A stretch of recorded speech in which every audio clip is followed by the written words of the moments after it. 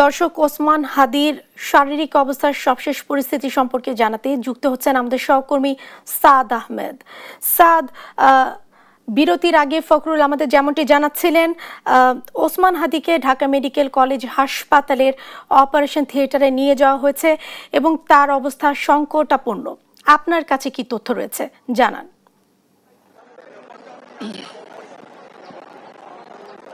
ঢাকা ৮ আসনের বিএনপি মনোনীত প্রার্থী মির্জা আব্বাস এখানে আসার পরই কিন্তু পরিস্থিতি উত্তপ্ত হয়ে ওঠে। তিনি কিন্তু একটু আগেই বের হয়ে গিয়েছিলেন এবং তিনি বের হওয়ার সাথে সাথে কিন্তু আমরা এখানে দেখলাম যারা জনতা রয়েছে তারা কিন্তু স্লোগান দিতে থাকে এবং পরবর্তীতে কিন্তু তিনি কিন্তু এই যে ঢাকা মেডিকেলের কলেজ হাসপাতালের যে জরুরি বিভাগের যে সড়ক সেটি ধরেই কিন্তু সামনের দিকে এগিয়ে যান। আমি যদি শুরু থেকে একটু বলতে চাই যে আপনারা ইতিমধ্যেই জানেন যে ঢাকা ৮ আসনের স্বতন্ত্র প্রার্থী ইনকিলাব মঞ্চের মুখপাত্র শরীফ ওসমান হাদি তিনি কিন্তু আজ গুলিবিদ্ধ হয়েছেন। বিশেষ করে আমরা যদি শুরু থেকে একটু বলতে চাই যে জুমার নামাজের পর কিন্তু তার লিফলেট বিতরণ কর্মসূচি ছিল, সেটির অংশ হিসেবে কিন্তু তিনি ওখানে যান এবং আমরা যেটি জানি যে বিজয়নগরের যে বক্স কালভার্ট রোড রয়েছে সেখানে কিন্তু জুমার নামাজের পর আনুমানিক বেলা 2:25 দিকে কিন্তু তার উপরে হামলা হয়।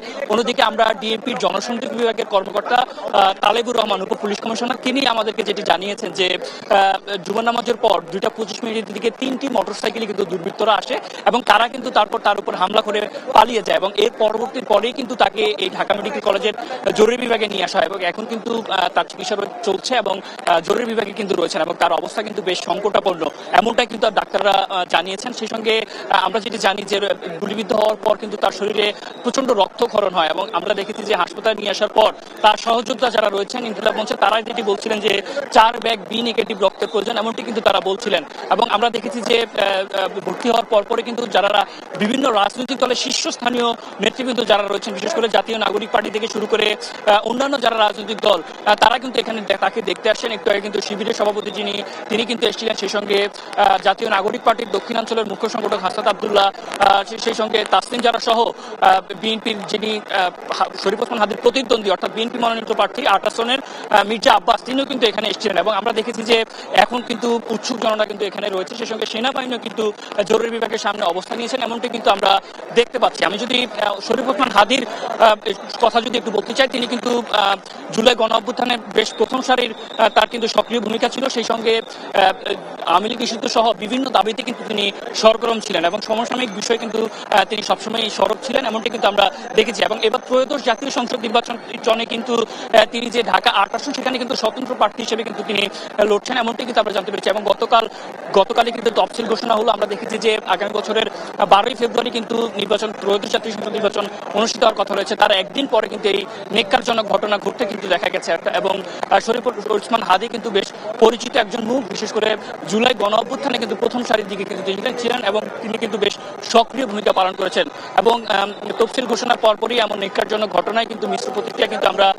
দেখতে পাচ্ছি। সেই সঙ্গে এখানে যারা রয়েছেন তারা কিন্তু এই নেক্কারজনক হামলার কিন্তু দৃষ্টান্তমূলক শাস্তি কিন্তু তারা দাবি করছেন। তারা যেটি বলছেন যে এটি আসলে কোনোভাবেই অপ্রত্যাশিত এবং নেক্কারজনক একটি হামলা এবং শরীফ ওসমান হাদি কিন্তু সমসাময়িক সকল বিষয় কিন্তু তিনি বেশ সরব এবং বেশ পরিচিত একটি মুখ এবং তিনি কিন্তু এবার ত্রয়োদশ জাতীয় সংসদ নির্বাচনে কিন্তু ঢাকা ৮ আসনের স্বতন্ত্র প্রার্থী হিসেবে লড়বেন বলে আমরা জানতে পেরেছি। সেই সঙ্গে তিনি কিন্তু প্রাক্তন ঢাকা বিশ্ববিদ্যালয়ের একজন শিক্ষার্থী এবং ইনকিলাব মঞ্চের মুখপাত্র এবং আজ কিন্তু তার যে লিফলেট বিতরণ সেটি শেষে কিন্তু তিনি সরার্থ উদ্যানের দিকে আসার কথা ছিল এবং সরার্থ উদ্যানে এসে অন্যান্য যারা সদস্য ছিলেন তাদের সঙ্গে দুপুরের খাবার খাওয়ার কিন্তু কথা ছিল। পরবর্তীতে আমরা দেখেছি যে তিনি যখন আমি যদি একটু বলতে চাই যে আমাদের সঙ্গে রয়েছেন আমাদের সহকর্মী শাহাদাত নিশাদ, আমরা সরাসরি চলে যাচ্ছি তার কাছে।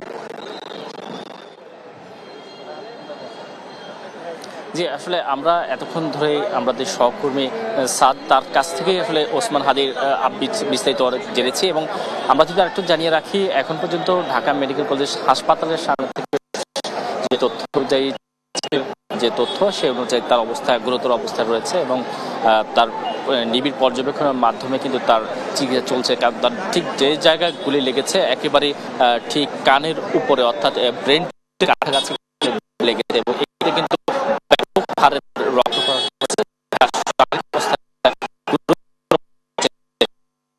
জানিয়ে রাখি। এখানে ইতিমধ্যে কিন্তু দেখতে পাচ্ছেন যে বিভিন্ন রাজনৈতিক দলের নেতারা এখানে কিন্তু তারা নিচ্ছেন। এবং সেক্ষেত্রে যদি একটু জানিয়ে রাখি যে এই যে অবস্থা এখন পর্যন্ত এখানে কিন্তু কিছুক্ষণ আগে বিএনপির স্থায়ী কমিটির সদস্য মির্জা আব্বাস তিনি এখানে এসেছেন এবং আসার পরে কিন্তু এক ধরনের অবরুদ্ধ অবস্থায় রয়েছেন এখানে ওসমান হাদির সমর্থক যারা আছেন। একই সাথে বিভিন্ন নেতাকর্মীদের আমরা এখানে লক্ষ্য করতে পারছি। সেক্ষেত্রে তারা মির্জা আব্বাসের গাড়িটি ইতিমধ্যে এখানে ঘিরে রেখেছেন। কিন্তু এইখানে এখন পর্যন্ত যে মূলত কারা তার এই হামলার পেছনে জড়িত এই ধরনের কোনো তথ্য এখন পর্যন্ত আইন শৃঙ্খলা বাহিনীর পক্ষ থেকে পাওয়া যায়নি।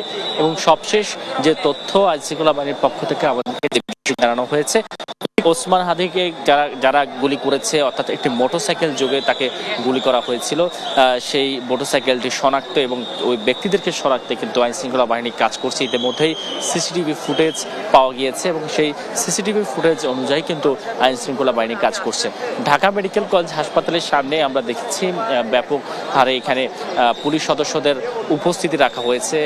এবং একই সাথে যদি জানিয়ে রাখি এখানে পুলিশের সদস্যরা কিন্তু উপস্থিত হয়েছে। কিছুক্ষণ আগে এখানে বাংলাদেশ জামায়াত তাকে তিনি এখানে এসেছেন এবং তিনি ইতিমধ্যে ভেতরে যাচ্ছেন। আমরা দেখতে পাচ্ছি বাংলাদেশ জামায়াত ইসলামের কিন্তু ভেতরের দিকে যাচ্ছেন এবং ওসমান হাদিকে দেখার জন্য যাচ্ছেন। এর আগেও কিন্তু আমরা দেখেছি এনসিপির নেতাকর্মী যারা আছে তারা কিন্তু একে একে ওসমান হাদিকে দেখতে গিয়েছেন। তবে ডাক্তারদের পক্ষ থেকে এখন পর্যন্ত ভেতরে আসলে কাউকে প্রবেশ করতে দেওয়া হচ্ছে না। তারা সেখানে ওসমান হাদিকে নিবিড় পর্যবেক্ষণের মধ্যে রেখেছেন এবং তার অবস্থা কিন্তু গুরুতর অবস্থায় রয়েছে বলে আমাদেরকে জানানো হয়েছে। এবং যে পরিস্থিতি সেই পরিস্থিতি অনুযায়ী এখন পর্যন্ত নেতাকর্মীরা কিন্তু এখানে বাইরে অবস্থান করছে। তারা কিন্তু এখানে কিছুক্ষণ পরপরই স্লোগান দিচ্ছে। মূলত 2:35 আগের যে গল্পটি সেটি যদি আমরা একটু জানানোর চেষ্টা করে দর্শকদের উদ্দেশ্যে, ওসমান হাদি যে তফসিল ঘোষণা হওয়ার আগ থেকেই কিন্তু বিভিন্ন জায়গায় নির্বাচনী প্রচারণা তিনি চালাচ্ছিলেন। কিন্তু আজকেও একই কায়দায় তিনি তার নির্বাচনী প্রচারণা জুমার নামাজের পরপরই চালাচ্ছিলেন। বিজয়নগর পানির ট্যাঙ্কির যে কাছে সেখানে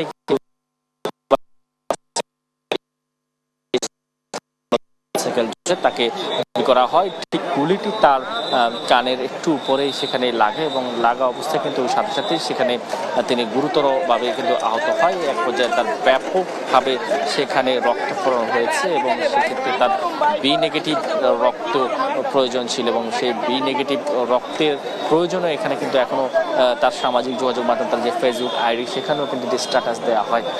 তো ওসমান হাদি তার নির্বাচনী প্রচারণা চালানোর দিনে একটি পোস্ট করছিলেন যে বিভিন্ন নাম্বার থেকে তাকে ফোন দিয়ে হুমকি দেওয়া হচ্ছে এবং একই সাথে তার পরিবার থেকে কিন্তু জানানো হয়েছে পরিবার তার যে বাড়ি ঘর জ্বালিয়ে দেওয়ার এক ধরনের হুমকি দেওয়া হচ্ছিল। তো সেই বিষয় তিনি ফেসবুকে স্ট্যাটাস দিয়েছিলেন। তো তার পরপরই মূলত এই ধরনের ঘটনা ঘটেছে এবং যেটি একেবারেই তার জন্য এক ধরনের যে চ্যালেঞ্জ হয়ে গিয়েছে।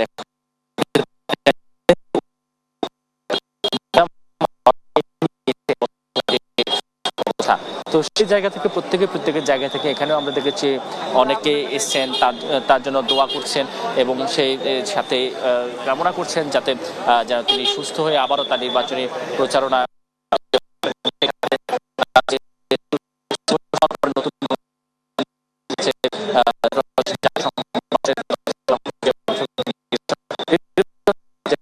সকল রাজনৈতিক দলের সহিংসতা দূর করে একসাথে নির্বাচনে অংশগ্রহণ নিতে পারে এবং নতুন বাংলাদেশ বিনির্মাণ করতে পারে সেই প্রত্যাশা থেকেই কিন্তু এখানে বিভিন্ন রাজনৈতিক দলের নেতাকর্মীরা এসছেন এবং তারা সেই প্রত্যাশাই ব্যক্ত করছেন এবং একই সাথে ঘটনার সাথে জড়িত যারা রয়েছেন তাদেরকে দ্রুত গ্রেফতার করে আইনের আওতায় নিয়ে আসারও দাবি জানিয়েছেন।